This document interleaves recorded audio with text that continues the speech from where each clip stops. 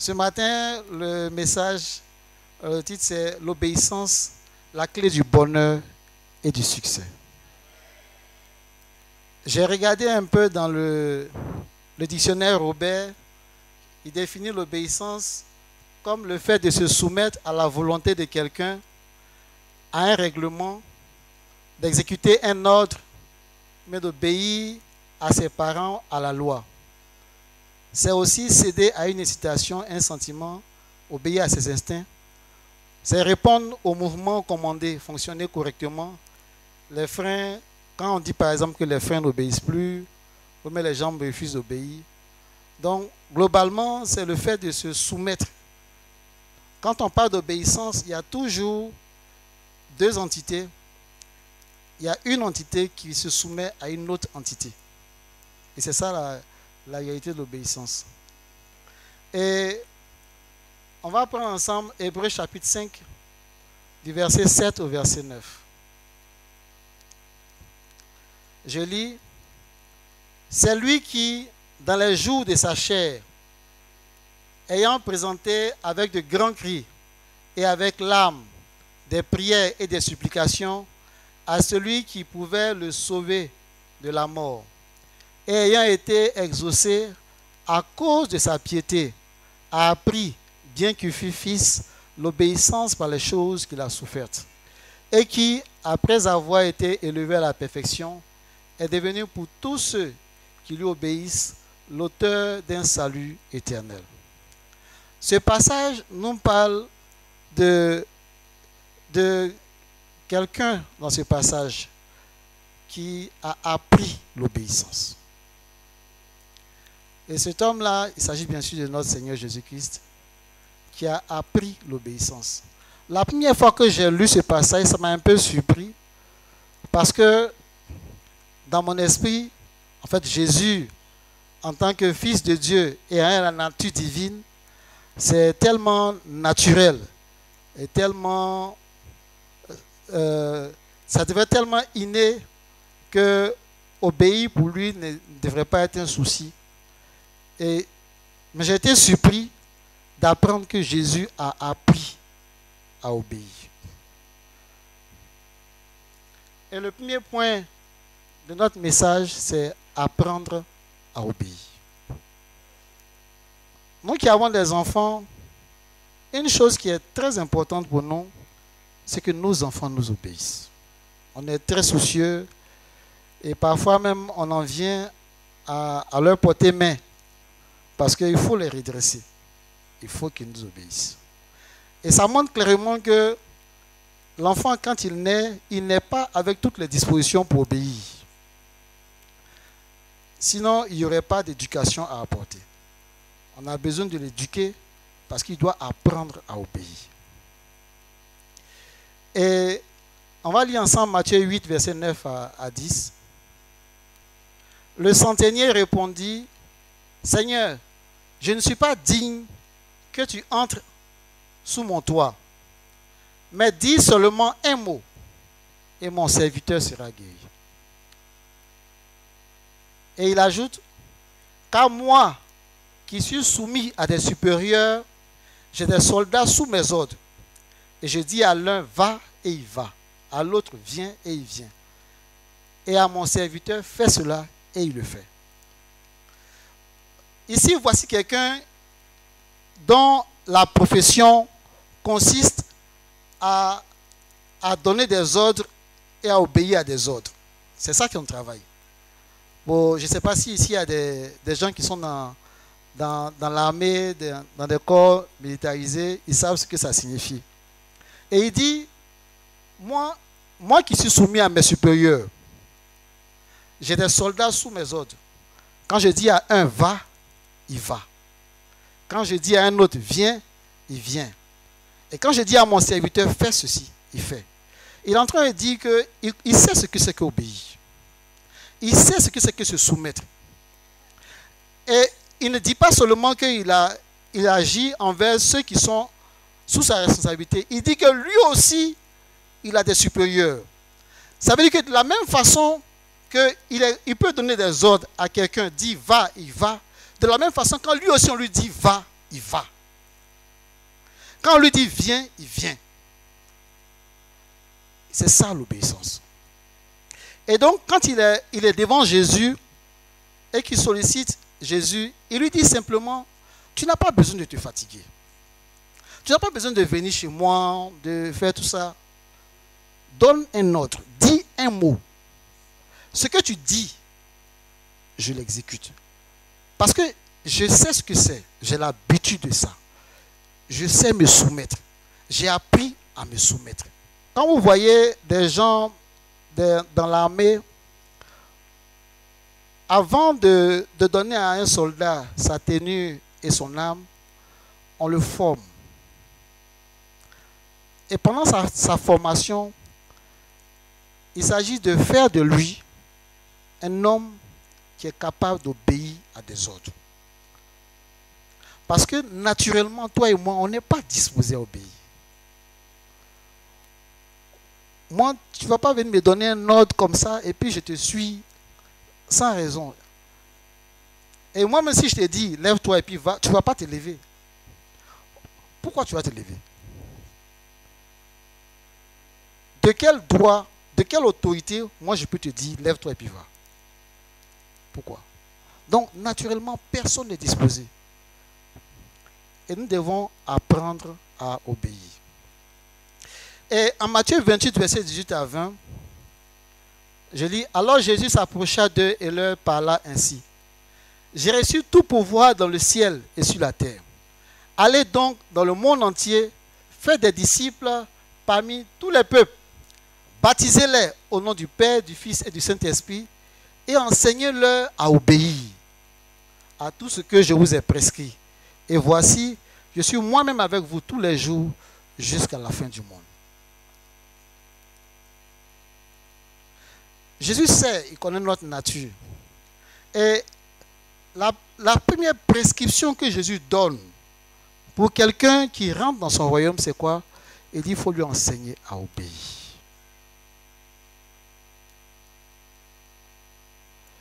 Et obéir, c'est être capable de dire non pas ce que je veux, mais ce que tu veux.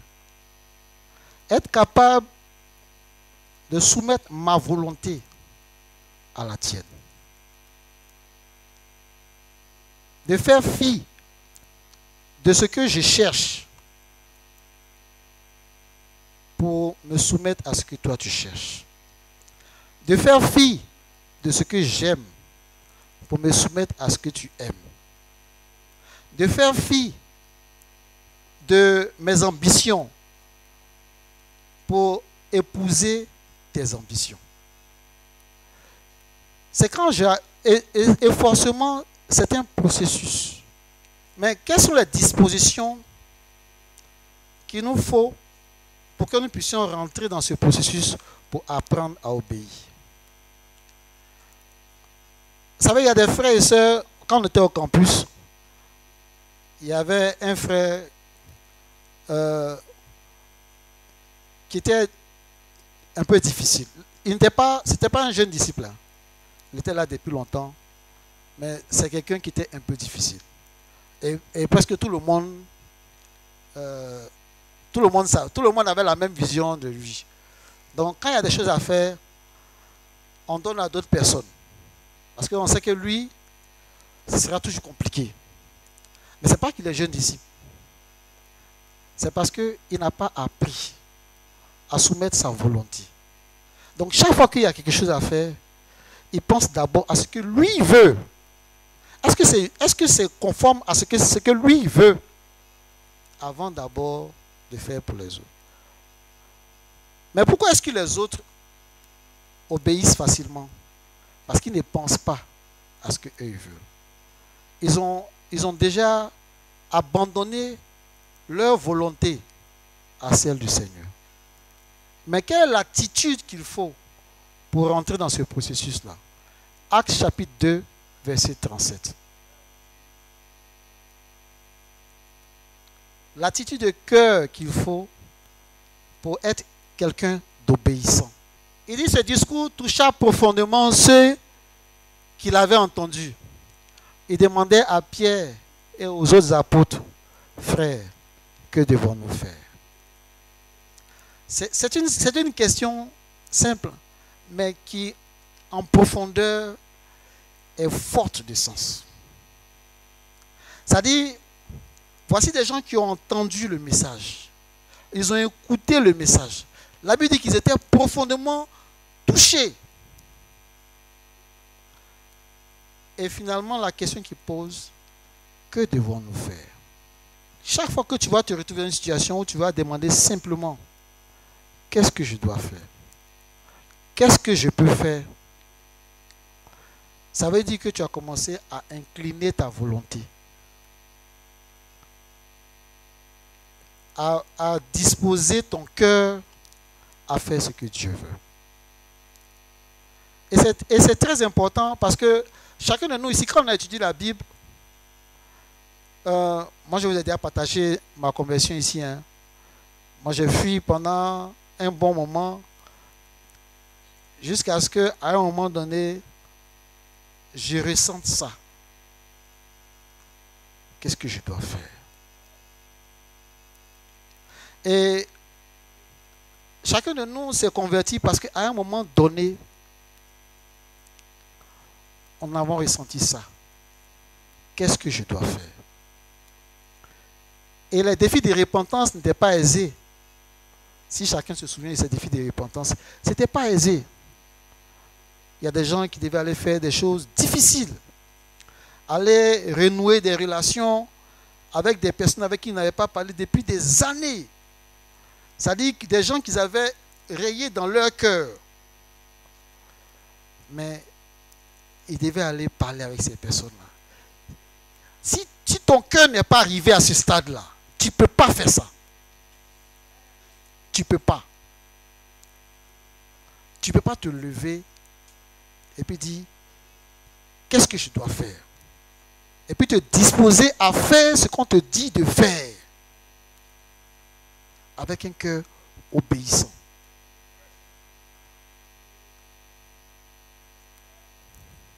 Et aujourd'hui, nous sommes là, nous sommes bénis parce que nous sommes avec Dieu. Notre obéissance nous a permis de rentrer dans la maison de Dieu. Je ne crois pas que tu regrettes d'avoir obéi à Dieu. Mais ça a été difficile. Certains devaient aller rompre des relations de personnes qui les entretenaient. La question c'est, quand tu vas rompre ça, qui va s'occuper de toi? Mais quand tu as décidé d'obéir, il y a des questions que tu ne te poses plus derrière. Si ton cœur n'est pas un cœur obéissant, un cœur disposé à obéir, il n'est jamais tard. Même aujourd'hui encore, tu peux apprendre à obéir. Apprendre à disposer ton cœur, à suivre les voies du Seigneur. Quand ton dirigeant te dit, allons à gauche, fais partie de ceux qui ne posent pas trop de questions.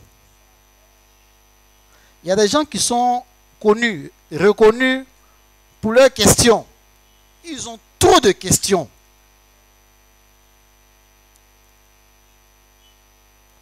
Comme Thomas, le Seigneur est ressuscité, il est venu ici. Il dit, je ne crois pas. Si je n'ai pas vu sa main, si je n'ai pas vu son côté, si je n'ai pas fait ça, si je n'ai pas fait ça, je ne croirai pas. Tu veux être un disciple de Jésus. Le disciple, c'est quelqu'un qui suit son maître. Vous savez, quand on est jeune disciple, c'est facile d'obéir. Et puis quand on commence à durer, on commence à développer des racines. Et vous savez, une arbre qui a beaucoup de racines, il est difficile à déplacer. Maintenant, pour te déplacer, c'est toujours difficile. Quand on doit aller à gauche, c'est difficile. Parce que tu as commencé à développer des racines. Coupe tes racines. Sois mobile. Sois malléable.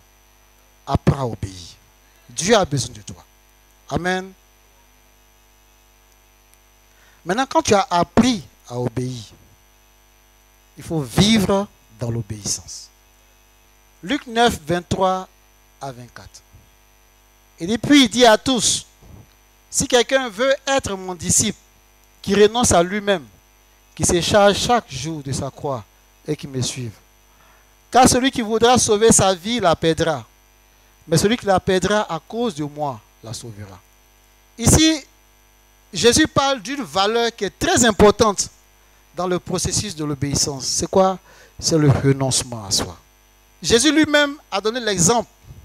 Quand, à la montagne Gethsémani, il a dit, non pas ce que je veux, mais ce que tu veux. Si tu n'apprends pas à renoncer à toi-même, vous savez, le vendredi passé, je suis rentré de mission. On était allé à Boaké, on allait à Boaké, après on est parti à Didier-Vie, la même journée. Hein. La Boaké, Didier-Vie, et puis on est revenu. On a fait Boaké, Didier-Vie, puis on est retourné à Boaké encore, puis on est revenu à Yamsoko, dans la même journée. Je vous assure, j'étais épuisé.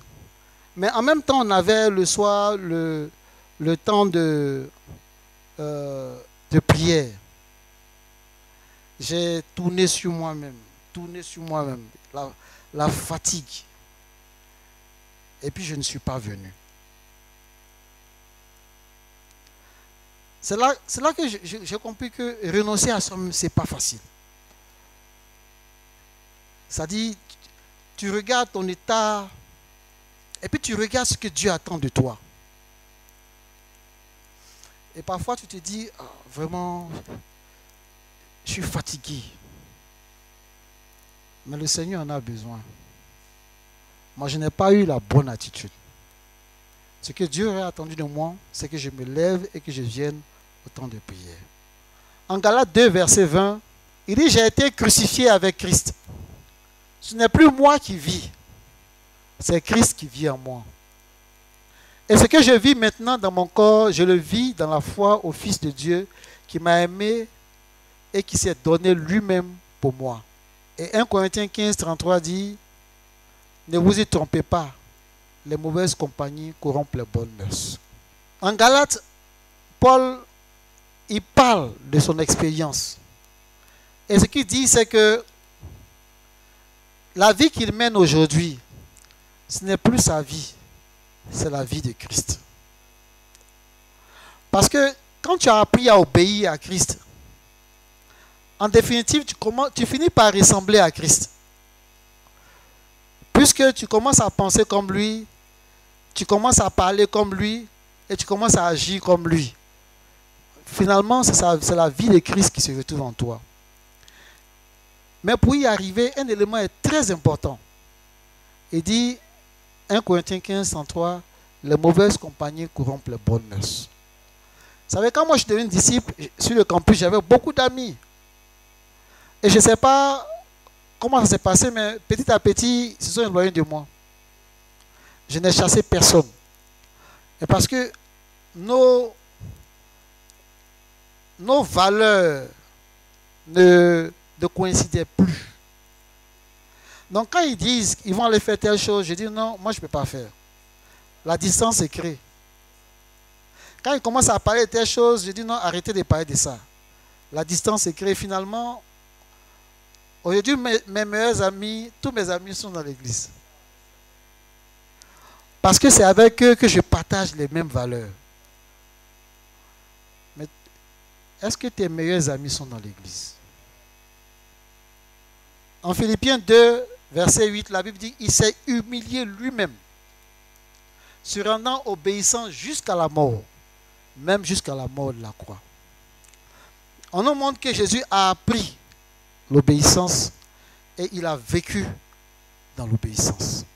Il a vécu dans l'obéissance jusqu'à la mort. Il y a un prix à payer à l'obéissance. Parfois, certains ne veulent pas se convertir parce qu'il y a quelque chose qu'ils pensent qu'ils gagnent. À cause de ça, ils ne veulent pas venir à Christ. Mais ce que Jésus nous montre ici, c'est que lui-même, il a été capable de tout laisser tomber et de supporter tout jusqu'à la mort. Et Dieu seul sait jusqu'à quel niveau ton obéissance va te conduire. Dieu sait jusqu'à quel point ton obéissance va te conduire, mais est-ce que tu es prêt à aller jusqu'au bout? 1 Samuel 15, verset 22. Il dit, pour lui, l'obéissance docile est préférable au sacrifice des bêtes les plus grasses. Il dit, il parle pour Dieu, Samuel parle de Dieu. Il dit, pour Dieu, l'obéissance docile est préférable au sacrifice des bêtes les plus grasses. Ça veut dire que rien ne peut remplacer pour Dieu l'obéissance. Dieu nous appelle à nous accrocher à lui. La méditation régulière, les prières ferventes, la communion fraternelle, la piété, l'évangélisation. Développer les cœurs de don. C'est dans ça que Dieu attend l'obéissance. Tu es obéissant. Parce que quand Dieu te demande de méditer la parole, tu ne dis pas que aujourd'hui là, c'est parce que le soleil ne s'est pas levé très tôt que je ne suis pas rendu compte que je devais méditer. Ou alors, aujourd'hui, j'ai telle chose à faire, donc c'est pour ça que je n'ai pas médité. Tous ces arguments, tout ce qu'il y a autour ne peut pas justifier. Le dernier point qu'on va voir ensemble, ce sont les bénéfices d'une obéissance docile au Seigneur. On a parlé du fait qu'il faut apprendre à obéir. Deuxièmement, il faut vivre dans l'obéissance. Mais pourquoi on fait tout ça? Parce qu'il y a quelque chose à gagner. Philippiens 2, versets 8 à 15. La Bible dit, il s'est humilié lui-même, se rendant obéissant jusqu'à la mort, même jusqu'à la mort de la croix. C'est pourquoi aussi Dieu l'a souverainement élevé et lui a donné le nom qui est au-dessus de tout nom, afin qu'au nom de Jésus, tout genou fléchisse dans les cieux, sur la terre et sous la terre, et que toute langue confesse que Jésus-Christ est Seigneur, à la gloire de Dieu le Père.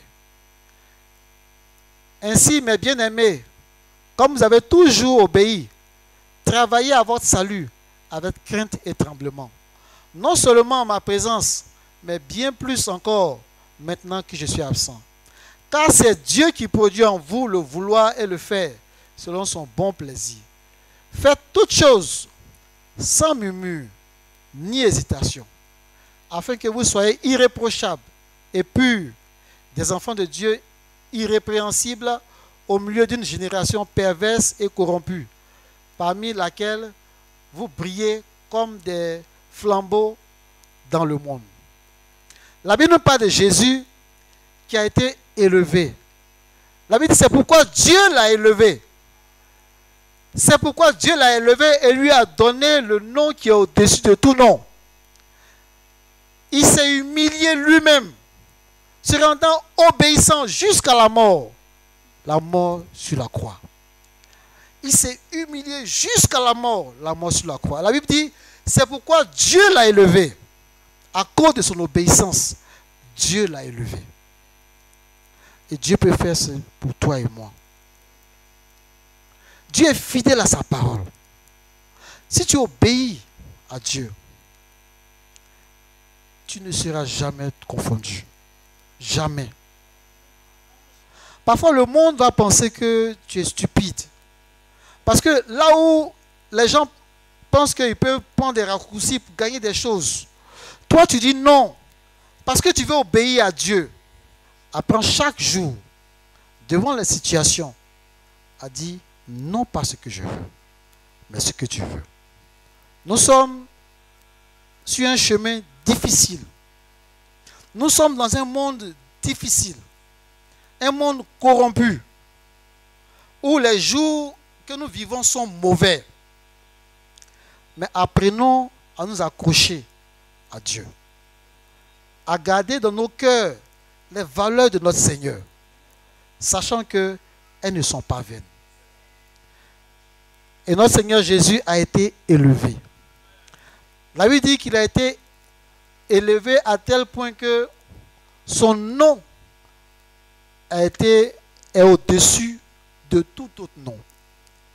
Et en son nom, tout genou fléchit. Et toute langue confesse que Jésus-Christ est Seigneur à la gloire de Dieu le Père. Amen, frères et sœurs. Et il ajoute, ainsi mes bien-aimés. Il prend l'exemple de Jésus. Maintenant, il vient à nous. Il dit, ainsi mes bien-aimés. Comme vous avez toujours obéi, travaillez à votre salut avec crainte et tremblement. Frères et sœurs, travaillons à notre salut avec crainte et tremblement. Tout à l'heure, nous avons eu une question. Est-ce que tu sais que le Seigneur reviendra? Est-ce que dans ton esprit, tu gardes encore la conviction que notre Seigneur reviendra? Alors travaille à ton salut avec crainte et tremblement. Amen. Jean 14, verset 21. Celui qui a mes commandements et qui les garde, c'est celui qui m'aime. Et celui qui m'aime sera aimé de mon Père. Je l'aimerai et je me ferai connaître à lui. L'obéissance nous rapproche de Dieu. Il dit, celui qui a mes commandements et qui les garde, c'est celui qui m'aime. Si nous venons ici, nous tous qui sommes venus ici, on est là parce qu'on aime Dieu. Convertis ou pas, parce qu'il y a des gens qui sont en train de faire autre chose, il y en a qui sont en train de faire du sport, d'autres sont en train de regarder la télévision, d'autres sont allés à la plage, beaucoup de choses. Mais toi, tu es assis ici. Donc, nous tous qui sommes ici, là, c'est parce qu'on aime Dieu. Mais ce que Jésus dit, il dit, c'est celui qui a des commandements et qui les garde. Il dit, c'est lui-là qui m'aime. Donc, tu peux être ici, et puis Jésus va te regarder, et puis il ne va pas voir en toi celui qui m'aime. Parce que tu n'es pas en train de garder les commandements. On ne peut pas faire des sacrifices en vain. Tout ce que nous faisons, c'est pour un but. On veut être aimé et apprécié de Dieu. Alors disposons nos cœurs pour que notre obéissance soit réelle. Amen. Jacques 4, verset 7. Soumettez-vous donc à Dieu. Résistez au diable et il fuira loin de vous. L'obéissance te permet de remporter des victoires. Quand tu obéis à Dieu, Satan n'a plus de pouvoir sur toi. Il dit, soumettez-vous donc à Dieu. Résistez au diable et il fuira loin de vous. En fait, tu deviens comme un rempart. Vous vous souvenez ce que Satan a dit au sujet de Job? Il dit, Dieu lui a demandé, est-ce que tu as vu mon fils Job? Il dit oui, mais tu le protèges comme une clôture. Pourquoi? Parce que Job était agréable à Dieu. Job était obéissant à Dieu. Et à cause de son obéissance, Satan ne pouvait pas approcher Job. Lui-même, il témoigne que Job est protégé. Dieu le protège comme une clôture. Et chacun de nous veut bénéficier de cette clôture-là, qui nous met à l'abri de tout danger. Qui fait que Satan n'a pas de pouvoir sur toi. Il n'a pas de pouvoir sur toi. Il n'a pas de pouvoir sur tes enfants. Il n'a pas de pouvoir sur tes biens. Dieu seul règne sur ta vie. Parce que ta vie est cachée en Jésus-Christ. S'il veut t'attendre, il doit atteindre Jésus d'abord. Mais ça, c'est le fruit de ton obéissance. L'obéissance nous donne des victoires. L'obéissance nous élève. Dans notre marche de chaque jour, nous avons des défis. Que ce soit à la maison, que ce soit au travail, que ce soit au quartier. Il y a toujours des défis. Il y a toujours des difficultés. Il y a toujours cette envie-là de faire des choses qui ne sont pas bien. Parfois, ce n'est pas que tu as préparé, mais les circonstances de la journée, là, ça te change le cœur. Mais ce que Dieu attend de nous, c'est que nous soyons capables de soumettre notre cœur à Dieu et obéir. Sachant une chose, notre obéissance n'est pas vaine. Si tu obéis à Dieu, il y a beaucoup de bénédictions qui sont attachées à l'obéissance. Dieu a préparé des provisions en abondance pour toi. Si tu apprends à obéir, tu pourras recevoir ces provisions-là. Dieu a prévu de t'élever. Si tu apprends à obéir, tu seras élevé. Tu seras béni. Et la vie de Dieu va rentrer en toi. Et tu pourras vivre à l'image de notre Seigneur Jésus-Christ. Parce que c'est ce que Dieu attend de chacun de nous. Que Dieu bénisse son Église.